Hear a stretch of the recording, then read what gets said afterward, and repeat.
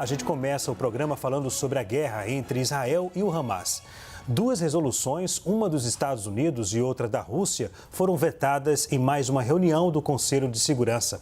E no meio desse impasse, o Estado de Israel suspendeu a emissão de vistos para funcionários da ONU, após comentários do secretário-geral, Antônio Guterres, sobre a crise no Oriente Médio. O embaixador israelense na ONU disse que a recusa dos vistos já foi implementada. O desentendimento entre Israel e Guterres ocorreu após a fala do secretário-geral da ONU na sessão do Conselho de Segurança. Na ocasião, Guterres disse que os ataques do Hamas a Israel foram em meio a anos de ocupação sufocante. Hoje, Antônio Guterres negou ter justificado os ataques do Hamas e disse estar chocado com as interpretações erradas. Mesmo após esse conflito diplomático, o Itamaraty demonstrou apoio ao secretário-geral da ONU e parabenizou Guterres pelo trabalho ao longo da crise. Caio, o Brasil fez bem em se posicionar. Muito boa noite. Boa noite, Leandro. Boa noite, Zé Eduardo. Boa noite à nossa audiência.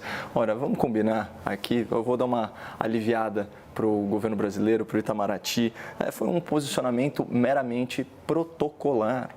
Então, é uma mensagem institucional do país que preside, afinal de contas, ainda que temporariamente, o Conselho de Segurança da ONU. Então, assim, nada de polêmico aqui. Agora, adentrando a seara da polêmica, a seara da controvérsia, pessoalmente, a recusa de Israel em fornecer esses vistos a representantes da ONU me desagrada. Para mim, soa até como uma medida revanchista e pequena. Contudo, é legítimo que Israel denuncie a perseguição que sofre no âmbito das Nações Unidas, especialmente no seu Conselho de Direitos Humanos, que foi tomado de assalto por ditaduras. E é legítimo que Israel reaja com veemência a essa fala infeliz do secretário-geral Guterres. Ao condenar, sem considerações históricas, a presença israelense no território conflagrado de Gaza e ao elencar aí possíveis causas para o ataque do Hamas, o senhor Guterres deu aso à interpretação de que esses ataques terroristas são uma consequência natural do comportamento de Israel. Basta analisar o ponto central da fala do secretário-geral. Aspas, é importante reconhecer que os atos do Hamas não aconteceram por acaso. Bom, em primeiro lugar, mais uma vez, a gente tem aquela ausência gritante de uma adjetivação apropriada. O correto, o natural, seria qualificar em todas as circunstâncias os tais atos do Hamas como atos terroristas ou alguma coisa que o valha. Segundo ponto, aquilo que na política e na guerra não ocorre por acaso, só pode ser consequência de relações previsíveis de causa e efeito. E o secretário ele elencou aí com uma riqueza de detalhes as condições que supostamente geraram essa reação terrorista. Ele falou em ocupação sufocante de Israel em Gaza, como trouxe para nós o Leandro. Ele se referiu a terras palestinas brutalmente tomadas e varridas pela violência, mas em nenhum momento Guterres explicou o que levou Israel a essa ocupação e nem se solidarizou com as vítimas israelenses ao longo de décadas de terror islâmico e de guerras ilegais e genocidas contra o território israelense e contra o povo judeu. Ou seja, na sua fala enviesada sobre esse conflito, o secretário-geral ele delineou uma aparente justificativa para essa violência covarde contra Israel. Tanto que seu discurso reverberou positivamente entre grupos hostis aos judeus. E só para reforçar o argumento, vale a pena dar uma olhada aqui na definição do dicionário Oxford para o verbete justificativa. Olha o que diz o dicionário. Justificativa é a causa que confirma a veracidade de uma proposição ou a justiça de uma ação praticada. E o secretário-geral sabe muito bem disso, tanto que para dar uma atenuada no peso da sua fala, ele depois alegou que aspas, os sofreres do povo palestino não podem justificar os ataques do Hamas. Disse o homem que, na prática, acabou de justificar os atos terroristas do Hamas como uma resposta a décadas de suposta violência por parte de Israel. Portanto, é justa a indignação de Israel, é legítimo o pedido de renúncia feito pelos seus diplomatas ao senhor Guterres. Eu trago aqui aspas do embaixador de Israel nas Nações Unidas. Ele diz o seguinte, é uma vergonha para a ONU que o secretário-geral não se retrate das suas palavras e nem sequer seja capaz de pedir desculpa pelo que disse ontem. Ele deve se demitir. Bom, e como nós vimos aqui, hoje, ao invés de se retratar, de se desculpar, o senhor Guterres optou por se defender, alegando que a interpretação do seu discurso foi equivocada e que, aspas, nada pode justificar o assassinato, o ferimento e o rapto deliberado de civis ou o lançamento de foguetes contra alvos civis. Ok, menos mal. Mas assim, para fechar, eu acho que vale a pena mencionar os ensinamentos do sábio da Basileia, quando ele se opôs à perseguição religiosa durante a Reforma Protestante. Diz o seguinte, aspas, queimar uma pessoa não quer dizer defender uma doutrina, mas sim, e tão somente, matar uma pessoa. Ou seja, um ato de terror, ele nunca pode ser interpretado como um ato de defesa, seja a defesa de uma fé, de uma ideologia, de uma nação ou de uma causa. E o extermínio intencional de civis, por sua vez, não tem uma causa que o legitime. Matar gente inocente de forma deliberada é um crime injustificável e ponto final, sem relativização e sem meias palavras. Eduardo, o Brasil fez bem em se posicionar. Muito boa noite. Boa noite, Leandro. Boa noite, Caio. Claro que fez bem em se posicionar. Eu acho que, em primeiro lugar, vamos tentar ver quem é o senhor Antônio Guterres. O senhor Antônio Guterres não é nenhum membro de ditadura, ele é um português, foi primeiro-ministro de Portugal e tem uma história de vinculação à democracia e defesa dos direitos humanos. Ou seja, ele não é uma pessoa que surgiu com nenhum tipo de Estado autoritário. Segundo ponto, se nós pegarmos o discurso original do senhor Guterres, nós veremos que já nesse discurso ele falou claramente que o ataque do Hamas era injustificado. Está com todas as letras dito desde o primeiro discurso. O que ele falou, além disso, é uma situação que não foi apontada como justificativa para o ataque. Ele chega até a falar que era injustificável o ataque feito pelo Hamas a Israel. Ele diz o seguinte, que todavia isso não aconteceu no vácuo, ou seja, ele mostrou um litígio que existia antes.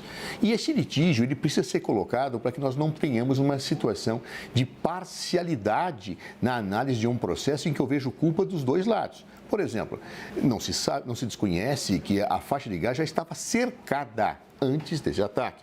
Não se desconhece que o governo de Israel controlava a entrada de alimentos, inclusive quantificando as calorias que entravam pelo menor número possível de sobrevivência.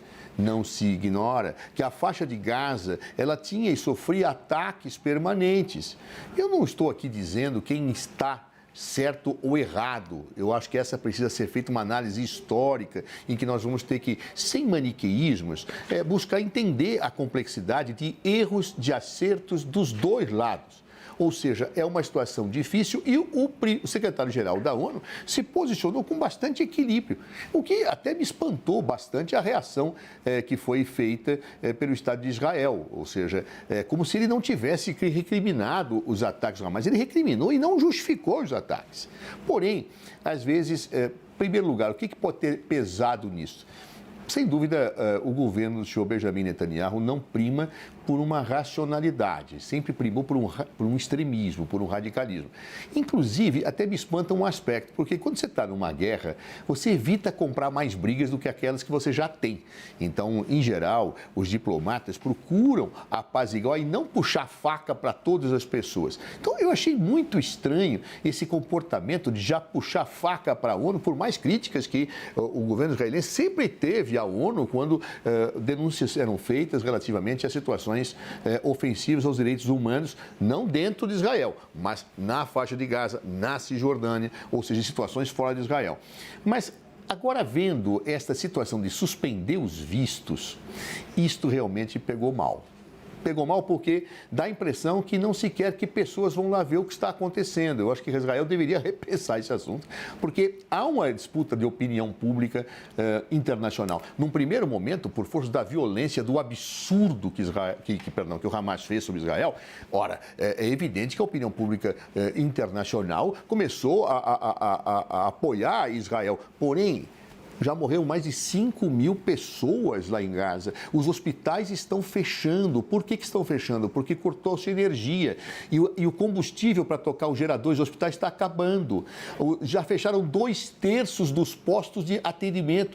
Ou seja, esses fatos, ao serem colocados para a opinião pública, podem começar a virar um jogo e Israel começa, talvez, a perder a mão de que A vida política, ela se faz em marolas. Num dado momento você está muito bem, mas a partir do momento que eu acho que eu estou muito bem e começo a exagerar na dose, eu posso ficar muito mal. Então, esse tipo de coisa toda, eu acho que deveria fazer o governo do senhor Netanyahu pensar um pouquinho com mais racionalidade, até estratégica. Se ele não pensa nas vidas que estão morrendo lá na Palestina, e pelo jeito não pensa, pelo menos um pouquinho mais de racionalidade estratégica. Mas, normalmente, os extremistas não têm racionalidade nem na hora de lutar pelos seus próprios interesses. O impasse entre Israel e a ONU atrapalha na tentativa de aprovar uma resolução? É claro, tudo atrapalha, não é? Essa já era a situação antevista, ou seja, era evidente que os Estados Unidos ia propor alguma coisa que ia ser vetada, a Rússia vai propor que tem uma coisa que seja vetada, para um ficar acusando o outro acusando um. O Brasil fez um trabalho diplomático perfeito, ele fez uma proposta que era exclusivamente humanitária, e aí os Estados Unidos vetou. Claro, dizendo não, porque tinha que colocar lá o direito de autodefesa, que ninguém estava discutindo ali, era um assunto que estava fora daquele contexto da nota brasileira. Então, esse tipo de situação mostra, lamentavelmente, que as pessoas, ou melhor, os governos, pensam mais nos seus interesses geopolíticos do que nas vidas, né? Estão morrendo pessoas, não é possível, tudo bem, o Israel tem o direito de atacar o Hamas, o que o Hamas fez foi inaceitável, etc., mas matar palestinos que não são, que estão lá, a população civil não pode fazer isso, como errou o Hamas quando matou as pessoas que estavam em Israel, os civis, as crianças. É uma coisa, são duas situações insanas que não se compensam na hora da história de escrever os fatos. Nós não podemos dizer que só um lado está certo, está todo mundo errado, errou o Hamas, está errando Israel quando está passando na mão e matando palestinos inocentes, crianças inocentes também lá, hospitais parando, as pessoas sofrendo. O que é isso? Pra você ter uma ideia, os telespectadores podem ter esta ideia, até agora, pelo que vi, passaram 8 caminhões com alimentos, precisa de 100 por dia. Então deve estar aquele desabastecimento total. Isso não é humano. Então é natural que a ONU precisaria ter forças para intervir, mas não tem esta força e, infelizmente, aqueles que estão envolvidos no litígio, particularmente agora o governo do senhor Benjamin Netanyahu, parece que quer hostilizar tudo que possa acenar para a paz. Eu acho isso muito triste. Como ser humano, eu acho isso muito triste, independentemente do equívoco, o absurdo que o Hamas fez. Um absurdo não justifica o outro. Caio, o impasse atrapalha?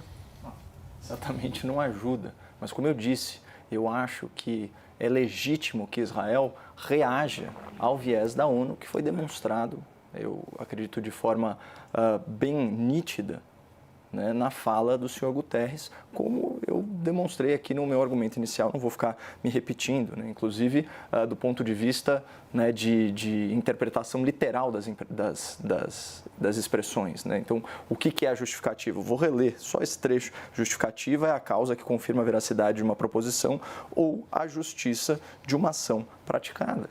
Então, não adianta. Na verdade, o senhor Guterres, ele foi admoestado, foi censurado pela sua omissão. Ele menciona décadas de uma suposta ocupação sufocante, ele fala em terras brutalmente tomadas e varridas pela violência, mas é desonesto intelectualmente falar dessa situação sem mencionar que esses territórios só foram ocupados por Israel em defesa após três guerras ilegítimas, covardes, genocidas dos vizinhos de Israel contra o seu território. Então, é fundamental falar disso.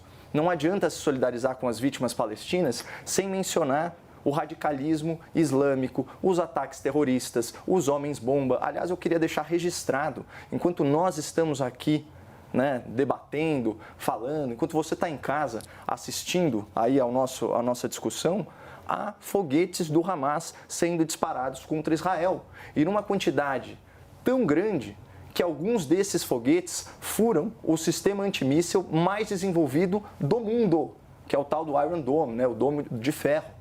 Então, você imagina, nem uma inteligência artificial avançada, né, num país que se prepara, vamos dizer, se protege de ataques há décadas, nem esse sistema é capaz de frear aí o ímpeto de ódio e de guerra desses extremistas. E o Zé falou assim, olha, Israel erra como errou o Hamas. Eu, sinceramente, aqui eu vou divergir do professor, eu não admito essa comparação. Isso é uma falsa equivalência. Israel não tem como objetivo a morte de civis palestinos. São alvos militares, é só acompanhar o noticiário. Todo dia há alguma autoridade, vamos dizer assim, ou enfim, alguém numa hierarquia privilegiada do Hamas que é neutralizado. Esse é o objetivo. As mortes civis que nós lamentamos, que nós queremos, obviamente, que diminuam, elas são o efeito colateral.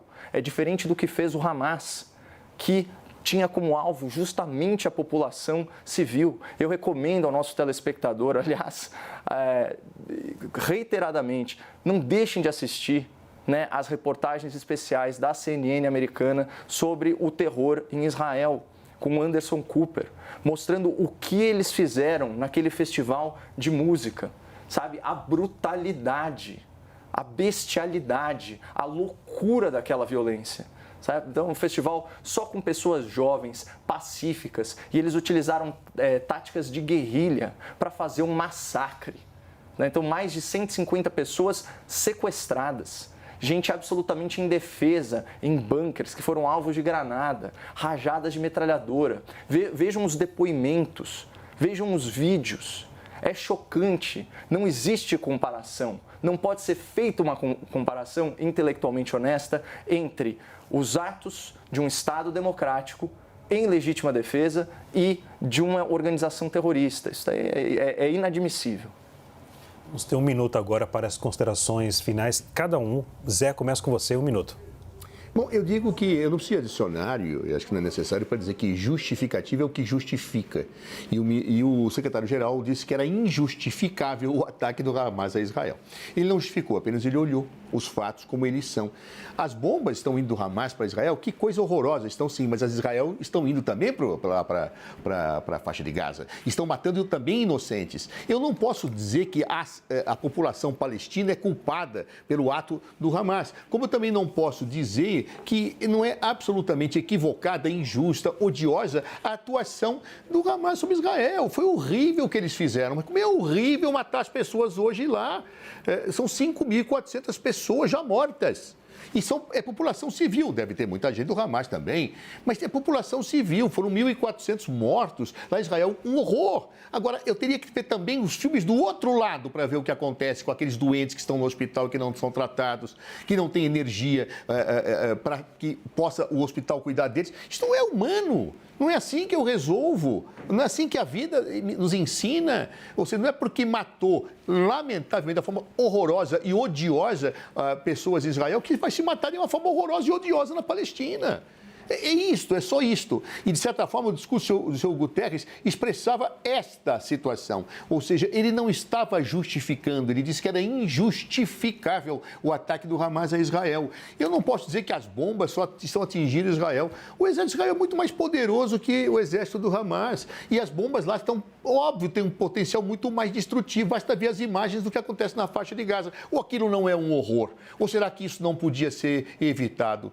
Claro que pode ser evitado. Eu não posso, em momento algum, incentivar a morte como resposta, como vingança. Isso não é humano. Eu tenho que me defender do Hamas? Tenho que me defender do Hamas. Está certo o direito da autodefesa. Agora, não matando população civil, não cortando energia e fazendo com que as pessoas morram em hospitais, sem cortando alimentos. Eu não posso fazer isso. Isso não é humano. E, portanto, atos desumanos de um lado não justificam atos desumanos de outro. O que o senhor Guterres fez foi simplesmente fazer uma ponderação que me parece óbvia do ponto de vista humano. E não vejo nenhum problema em dizer isto, ou seja, quem iniciou isto, nós vamos pegar na história há muito tempo, causas e efeitos, etc. O Hamas errou, feio, horroroso, horrível, desumano, inaceitável. Agora a resposta está sendo horrorosa, horrível e inumana da parte de Israel. Não é assim que eu acho que a gente deve defender um lado ou outro. Eu prefiro defender a vida e o ser humano. Caio, 1 minuto. Olha, eu acho que a gente aqui chegou no ponto nevrálgico da questão. O ataque de Israel, que na verdade é um exercício de autodefesa com base no direito internacional, em qualquer critério de moralidade, inclusive, o ataque de Israel é justificável, certo? Israel tem todo o direito de exercer a sua autodefesa e neutralizar a ameaça terrorista do Hamas. Ele deve fazer isso seguindo a lei internacional. Ele deve fazer isso evitando as fatalidades civis, como o Zé Eduardo mesmo cita. O poderio bélico de Israel é tão grande que, se ele quisesse, a gente estaria diante de um genocídio. E já são 20 dias de guerra e o número de mortes do outro lado, segundo relatos do próprio Hamas, ou seja, não são relatos confiáveis, orbita aí na casa de 5 mil. Então, vocês percebem a diferença? E da mesma forma, sim, a guerra por si só é um horror. O que nós vemos na faixa de Gaza é um horror. Mas o que nós vimos no festival de música em Israel é o terror. O que nós vemos todos os dias, ou há décadas, do radicalismo islâmico é o terror. E isso é inadmissível, ainda que num contexto de guerra. Então, quando o senhor secretário-geral da ONU omite dados históricos relevantíssimos e destaca apenas um lado do sofrimento humano desse conflito, sim, ele está sendo parcial. E isso não combina com a função que ele ocupa. E daí toda essa revolta justificada de Israel. Claro que eu estou falando isso do ponto de vista diplomático. Não fosse assim, embaixadores do lado palestino não teriam parabenizado o secretário-geral pela sua fala. Então é natural que Israel se insurja contra isso, porque essencialmente foi uma manifestação muito injusta. Senhores, vamos fazer agora um rápido intervalo. A seguir, no grande debate, o ministro Flávio Dino diz que políticos protegeram as milícias no Rio de Janeiro. A gente volta já já.